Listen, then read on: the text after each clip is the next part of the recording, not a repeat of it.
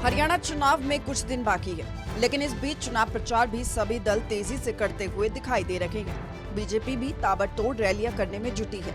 प्रधानमंत्री नरेंद्र मोदी भी प्रदेश में चुनावी शंखनाद कर चुके हैं। अब एक बार फिर से 25 सितंबर को पीएम प्रदेश के दौरे पर रहेंगे। वहीं 26 सितंबर को प्रधानमंत्री बूथ स्तर के कार्यकर्ताओं के साथ नमो ऐप के जरिए सीधा संवाद भी करेंगे। ये जानकारी बीजेपी के प्रदेश अध्यक्ष मोहनलाल बड़ौली की तरफ से दी गई। जो पार्टी के अंदर उनकी घुटन थी, उससे तंग होकर भारतीय जनता पार्टी में आई है। अनेक कांग्रेस के नेता इसी प्रकार से जो प्रताड़ित किए जा रहे हैं, और कांग्रेस पार्टी ने तो पहले अशोक तंवर जी जब प्रदेश अध्यक्ष बने तो उनकी टीम का भी गठन नहीं होने दिया था, और कांग्रेस पार्टी का इसी प्रकार का पहले से ही काम है। वो काम अब चुनाव में भी उनका जारी है। इस हरियाणा प्रदेश के विधानसभा 2024 के चुनाव में देश के लोकप्रिय प्रधानमंत्री नरेंद्र मोदी जी 26 तारीख को लगभग 4300 जो हमारे शक्ति केंद्र हैं, उन सभी शक्ति केंद्रों पर नमो ऐप के माध्यम से सीधा ऑडियो ब्रिज के माध्यम से सीधा संवाद करेंगे, और हरियाणा प्रदेश की आम जनता से भी सीधा कोई सवाल होगा उसका भी जवाब देंगे, और कोई सुझाव अगर हरियाणा प्रदेश की जनता का इस चुनाव को लेकर है तो वो सुझाव भी उसका भी वो जवाब देंगे। ये लोकतंत्र को मजबूत करने के लिए, और लोकप्रिय प्रधानमंत्री नरेंद्र मोदी जी ने हरियाणा प्रदेश से बहुत सारे लोगों से सीधा संवाद पहले भी रहा है, और हरियाणा उनके दिल के नज़दीक बसता है।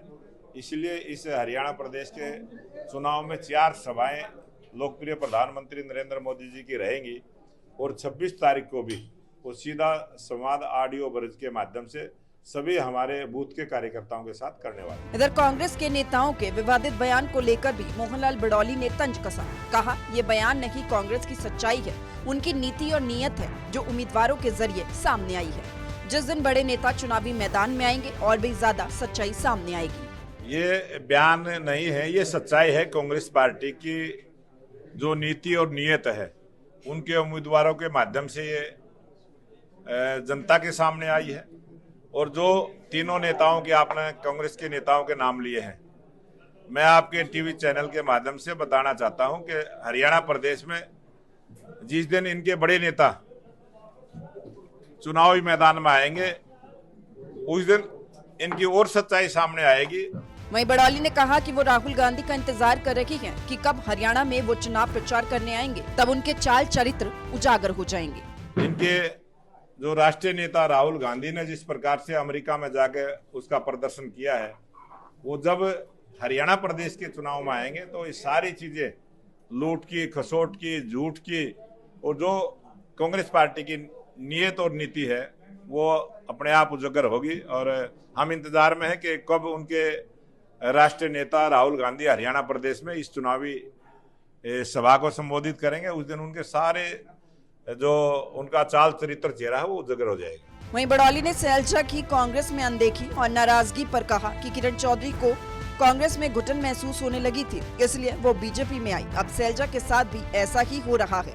ये उनकी पार्टी का अंदरूनी मामला है, और जिस प्रकार से किरण चौधरी तंग होकर और उनके जो पार्टी के अंदर उनकी घुटन थी, उससे तंग होकर भारतीय जनता पार्टी में आई है।